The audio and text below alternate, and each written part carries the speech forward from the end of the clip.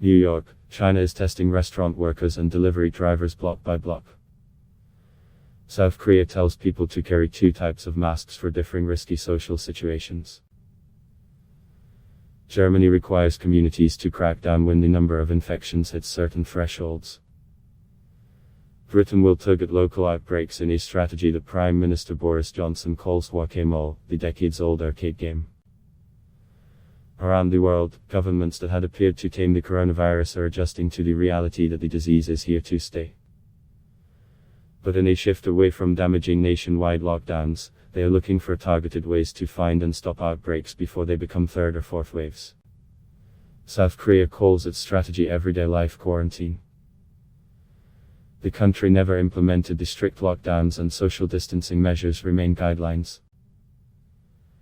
Instead, it has set a strict target of a maximum of about 50 new infections a day, a goal that it says its public health system can withstand. Officials shift the rules as needed. After a second wave of infections broke out in Seoul, city officials made people wear masks in public transportation and closed public facilities for 2 weeks. The government has also added new guidelines that advises firms to have employees sit in a zigzag fashion. Air conditioners should be turned off every 2 hours to increase ventilation, it said.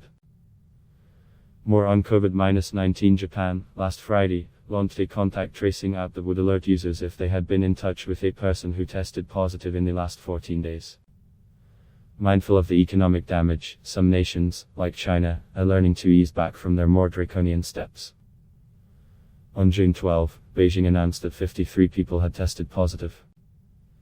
England, too, is exploring limited, tailor-made shutdowns around clusters of infections.